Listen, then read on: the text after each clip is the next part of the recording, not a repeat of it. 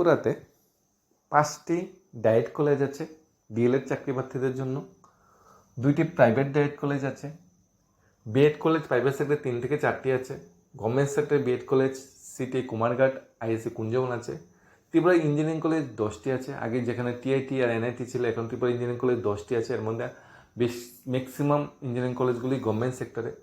তাহলে তাছাড়া পশ্চিমবঙ্গ থেকে বিভিন্ন কলেজ থেকে অনেকে বিএড বা ডিএলএড করে এগোচ্ছে। তাহলে এত সংখ্যক কলেজ আছে, এত সংখ্যক ক্যান্ডিডেট আছে, তাহলে দিন দিন পাস ক্যান্ডিডেটের সংখ্যা বাড়ছে, অর্থাৎ দিন দিন চাকরি প্রত্যাশী, শিক্ষক পদে চাকরি প্রত্যাশী বেকারের সংখ্যা বাড়ছে।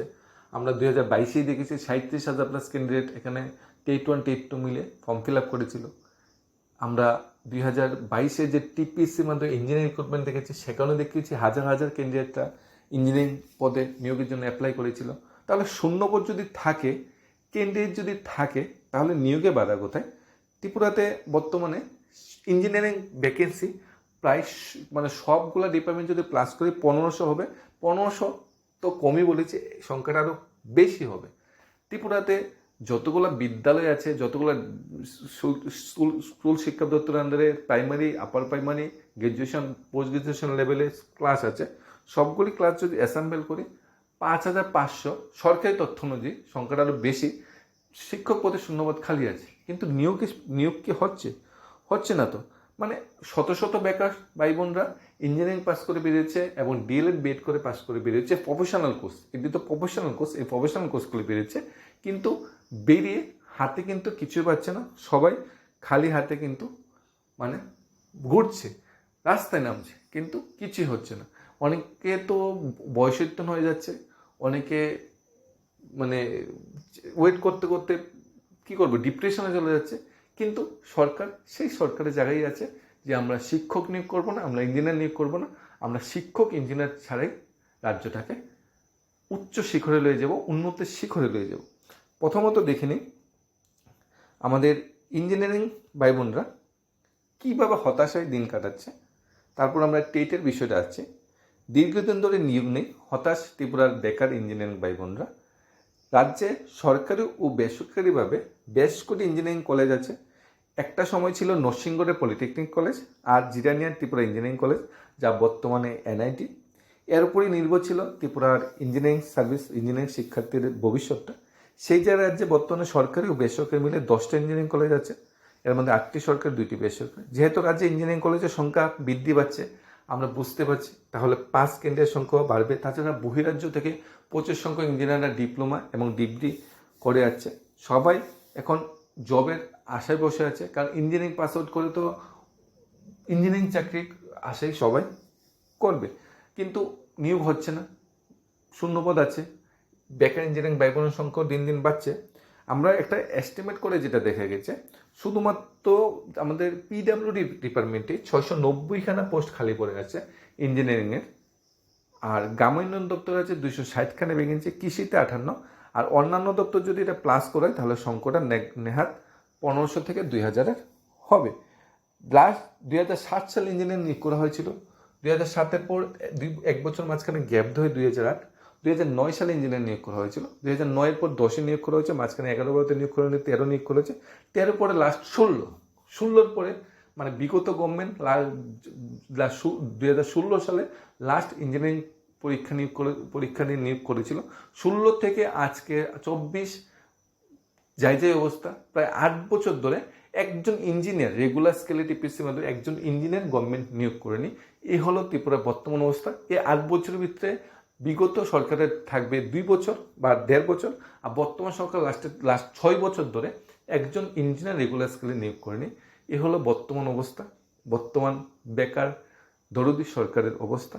বেকারদের জন্য কত কষ্ট, কত দুঃখ প্রকাশ করছে।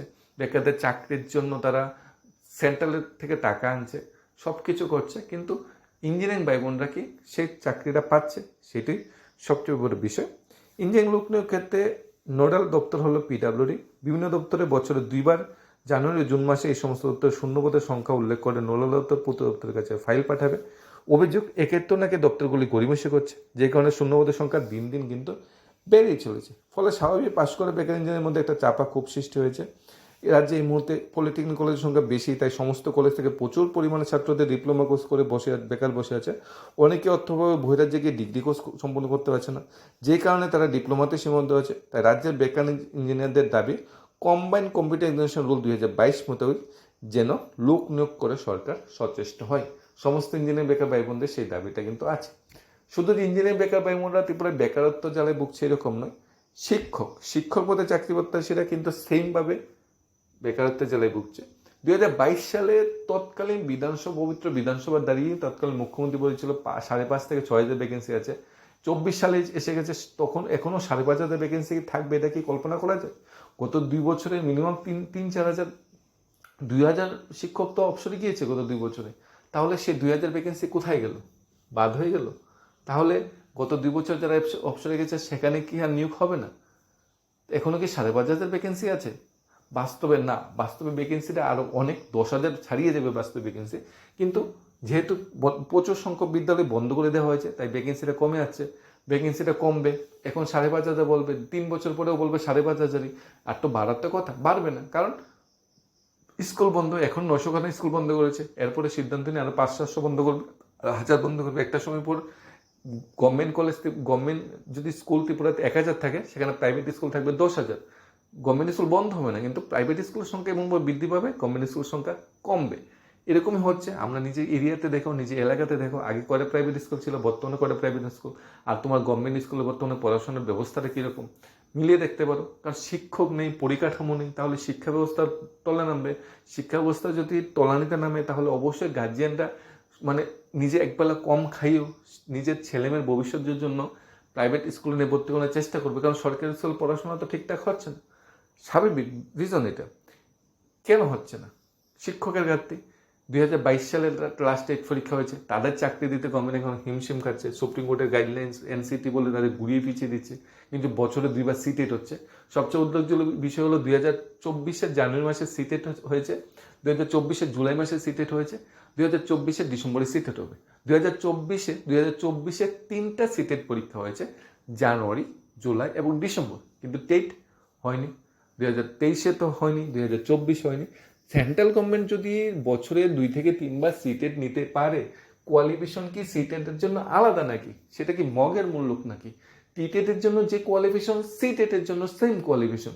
তো কোয়ালিফিকেশন যদি সেম হয়ে থাকে, সেম কালচার, সেম ব্যাকগ্রাউন্ড হয়ে থাকে, সেম সিলেবাস হয়ে থাকে, সেম দেশ, একই দেশের সংবিধান হয়ে থাকে, তাহলে সিটেট পারলে টেট কেন পাচ্ছে না? এটা কি অজুহাত নয়? ইলেকশন, নির্বাচন অজুহাত নয়? বেকার ভাই বোনরা যখন দেখা করতে চাই, তখন বলে ইলেকশন জন্য নিয়োগ হয়নি, আমরা পাঠিয়েছি শিক্ষা দপ্তরে, এই বলে ঘুরিয়ে দেওয়া হচ্ছে। আমি কি অ্যাডভার্টাইজমেন্ট যাতে আসে, শিক্ষক নিয়োগে অ্যাডভার্টাইজমেন্ট টেটের নোটিফিকেশনটা যাতে আসে, এর জন্য কি আমাদের আন্দোলন করতে হবে? এটা কি ভূভারতে হয়েছে যে অ্যাডভার্টাইজমেন্ট দেওয়ার জন্য আন্দোলন? অ্যাডভার্টাইজমেন্ট দেওয়ার পরে আন্দোলন করলে তারপর পরীক্ষা নেব, তার জন্য আন্দোলন করব, পরীক্ষার রেজাল্ট তো তার জন্য আন্দোলন করব, ইন্টারভিউ থাকলে ইন্টারভিউ দো তার জন্য আন্দোলন, ইন্টারভিউ রেজাল্ট তো তার জন্য আন্দোলন, অফার বিলি করো তার জন্য আন্দোলন, এরপর কি জয়েনিংয়ের জন্য আন্দোলন করব, চাকরি পাওয়ার পর ফিক্সড পেতে দেওয়া হবে তার জন্য আন্দোলন করবে, ইনক্রিমেন্ট দেওয়া হবে না, দিয়ে দেওয়া হবে না, মানে কি? আমার মানে যখন আমার বেকার জীবনটা শুরু হবে তখন থেকে আন্দোলন শুরু হয়ে যাবে, আর তো মানে মৃত্যুর আগ পর্যন্ত, সেটাই কি সম্ভব? এবছর অনেকেই আশা করে নিয়ে বসে আছে টেটের জন্য, এবং টেট কিন্তু এখনও এবছর অনিশ্চিত। তবে অনিশ্চিত হোক বা টেট মানে কনফার্মেশন হোক, নিজের যে একটা পজিটিভ থিঙ্কিং আছে, টেট হতে পারে, প্রিপারেশন চালিয়ে, তো সেই প্রিপারেশনটা কিন্তু তোমরা কোনোভাবেই স্টপ করবে না। পেপারে অনেক ধরনের নিউজ উঠে আছে, সোশ্যাল মিডিয়ায় অনেক ধরনের নিউজ উঠে আছে, টেট এবছর হবে না, হচ্ছে না, অনেক ধরনের নিউজ উঠে আছে। গভর্নমেন্ট এরকমই চিন্তা ভাবনা করছে, কিন্তু কোন সময় নোটিফিকেশন চলে আসে তখন তো বুঝবে না, হাতে 1 মাস সময় পাবে, তখন তোট করে সব সিলেবাস কাবা দিতে পারবে না। কারণ আমরা দেখেছি টিপিসি বা জিআরবিটির যে সিলেবাসটা, সেখানে কি জিকে পড়তে হয়, ইংলিশ পড়তে হয়, ম্যাথ পড়তে হয়, এটা প্রপার একটা সিলেবাস থাকে। কিন্তু টেটের ক্ষেত্রে সিলেবাসটা কি? বাংলা শুরু থেকে শেষ পর্যন্ত সব পড়ে নাও, কি পড়েছিলাম, গামা সব পড়ে নাও, ইংরেজি সব পড়ে নাও, বিজ্ঞান সব পড়ো, মানে অনেকটা বড় সিলেবাস টেটের থাকে। টিপিএসসি থেকেও বড় সিলেবাস আমরা বলবো টেটের। তাই টেটের পড়াশোনাটা অনেকটা লিঙ্গি, অনেকটা বেশি পড়াশোনা করতে, অনেকটা বেশি মানে এটার ভিতরে গাঁথতে হয়। তাই প্রিপারেশনটা কোনোভাবে স্টপ রাখা যাবে না। আমরা আশা করছি এবছর টেটের নোটিফিকেশন আসবে, সে আশা করি আমার সিলেবাসটা সামনে দিয়ে এগিয়ে নিয়ে যেতে হবে। নোটিফিকেশন আসলে আমি ভালো, কারণ কম্পিটিশন কত হার্ড জানি। 37,000 ক্যান্ডিডেটে 300+ পাস করেছে। আমার যদি প্রস্তুতিতে ভালো থাকে হয়তো আমিও সেখানে পাস করে নিতে পারবো এবছর। আর যদি না হয়, কতদিন হবে না হয়ে থাকবে, নভেম্বরে না হলে ডিসেম্বর না হলে জানুয়ারি ফেব্রুয়ারি তো কনফার্ম হবে। আর কতদিন পিছিয়ে রাখা যাবে? এটা কি মানে এতই সোজা যে বেকারদের এইভাবে বুলিয়ে বেসলে পিছিয়ে রাখা যাবে? জিনিসটা এরকম নয় তো। অ্যাকচুয়ালি সমস্যাটা হলো মানে সঠিক বাস্তবায়নের অভাব, ইচ্ছার অভাব। যদি ইচ্ছা থাকে 2022 সালে টেট চাকরিপ্রার্থীর সাথে চাকরি দিয়ে এবছর টেট নিয়োগ করতে হবে। এসটিজিটিটা ঠিক আছে, এসটিজিটির সলিউশন হয়নি, এসটিজিটির পরে নিয়োগ করতে পারতো। তো আগের যদি প্রবলেমগুলি সলিউশন না হয়, নতুন করে এগোবে কীভাবে? তো আগের প্রবলেমগুলি নিয়েই ঝুলে বসে আছে। আগের যা হয়েছে সেটা নিয়ে আমি সারা জীবন কাটিয়ে নেব, একটা গল্প নিয়ে আমি কাটিয়ে নেব আগেরগুলা। তাহলে নতুন যারা বেকারত্বের সিঁড়িতে আছে, যারা নতুন যারা ডিএলএড বিএড করছে, নতুন যারা পাস করে বেরিয়ে আছে, যারা 2022 সালে পাস করেছে তাদের তো ঠিক আছে, একবার অপশান পেয়েছে। যারা 2023 সালে পাস করে বেরিয়েছিল ডিএলএড বিএড, তাদের অবস্থা তো আরও করুন। 1.5 বছর ধরে পাস করে ডিএলএড বিএডের সার্টিফিকেটটা নিয়ে বসে আছে, টেট হচ্ছে না।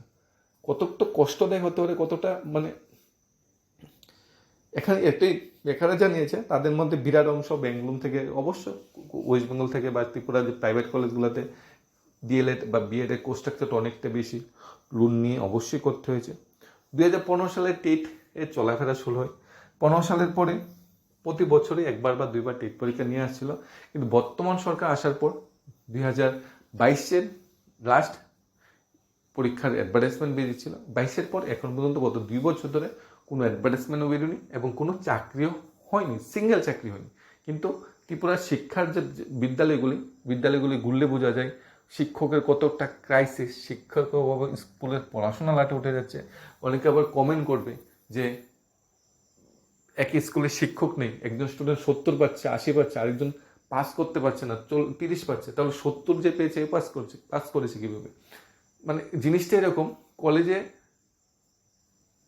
সিলেবাসটা 6 মাসের ভিতরে শেষ করার কথা, সেই সিলেবাসটা 1.5 বছর লাগিয়ে নিচ্ছে শেষ করতে। তো একজন 70 পেয়েছে, একজন পাস করেনি, তো ও 70 পেয়েছে, ও পাস করেনি, তাহলে ও পাস করেনি, ওর দোষ। আরে সবার ব্রেন কি সেম?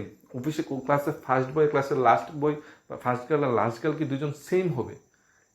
যে ভালো হয়তো ক্লাস না, কলেজে বা স্কুলে ক্লাস না হলেও প্রাইভেট টিউশনের মাধ্যমে বা বাড়িতে গার্জিয়ানের মাধ্যমে ভালো একটা রেজাল্ট করে নেবে। যার মাথাটা একটু উইক, যে পড়াশোনা একটু পিছিয়ে রয়েছে, ওকে তো প্রপারলি গাইড করতে হবে নাকি? না বলে ওই যে 70 পাচ্ছে, 30 পাচ্ছে, 30 যে পেয়েছে ওর দোষ, ও মোবাইল দেখছে, ও কলেজে যাচ্ছে না, ও ভালোভাবে পড়াশোনা করছে না। এইভাবে তো হয় না। সব কিছুই শিক্ষক লাগে। কলেজগুলোতে শিক্ষকের ক্রাইসিস দেখবে, প্রত্যেক দিনই গেস্ট লেকচার নিয়োগ করা হচ্ছে। Bengali, political science, English, mathematics, physics, chemistry, commerce, মানে প্রত্যেকটা সাবজেক্টে গেস্ট লেকচার নিয়োগ করা হচ্ছে। অতিথি অধ্যাপক যাদের স্যালারি না, একটা অনানিয়াম দেওয়া হয়, একটা ডেলি হাজিরার মতো 500 টাকা, মাসে 20,000 টাকা দেওয়া হয়। Regular assistant professor, associate professor নিয়োগ করছে না। আর রেগুলার প্রফেসর নিয়োগ না করলে একটা কলেজ কীভাবে চলে? অতিথি অধ্যাপক দেখে একটা কলেজ এভাবে চলবে? তাহলে শিক্ষক নিয়োগ করছি না, 6 মাসের ক্লাসটা বা আমাদের 6 মাসের যে পড়া স্ট্রাকচারটা সেটা শেষ করতে 1.5 বছর লাগিয়ে নিয়েছি। তারপরও স্টুডেন্টের দোষ। সবচেয়ে বড় দোষ শিক্ষা দপ্তরে, উচ্চশিক্ষা দপ্তরে, টিআরবিটি। যদি টিআরবিটি, উচ্চশিক্ষা দপ্তর সঠিক সময় টিপিসি এবং টিআরবিটির মাধ্যমে শিক্ষক নিয়োগ করতো, তাহলে ত্রিপুরা শিক্ষার যে বর্তমান অবস্থা এত তলানিতে নামতো না। আর সবচেয়ে বড় বিষয় হলো একজন শিক্ষামন্ত্রী থাকার বর্তমানে খুবই প্রয়োজন ত্রিপুরাতে। তো তাহলে যদি ত্রিপুরার শিক্ষার ব্যবস্থাটা উন্নতি হয়। এখন ত্রিপুরা মানে বেশিরভাগ ছাত্রছাত্রীরা 2টা প্রফেশনাল কোর্সের দিকে ম্যাক্সিমাম সবাই যায়। একটা হয়তো ইঞ্জিনিয়ার করে নেব, মাধ্যমিক পাশে ডিপ্লোমা বা 12 পাশে ডিগ্রি করে নেব, হয়তো বা ডিএলএড বিএডটা করবো 12 বা গ্র্যাজুয়েশনের পর। কিন্তু বাস্তবে ওই 2টা প্রফেশনাল কোর্স পাস করা ছাত্রছাত্রীরাই সবচেয়ে বেশি ত্রিপুরায় বঞ্চিত হচ্ছে এবং বঞ্চিত হয়ে আছে। সরকার একদিন হয়তো চোখ খুলবে, সেই দিনের আশে আমরা বসে আছি। তবে একত্রিত প্রোটেস্ট, আন্দোলন, নিজের অধিকারের জন্য লড়াই, সেটা চালিয়ে রাখলে হয়তো সরকার একটু তাড়াতাড়ি চিন্তা করতে বাধ্য হবে। ধন্যবাদ সবাইকে। Studies of Tripura YouTube channel.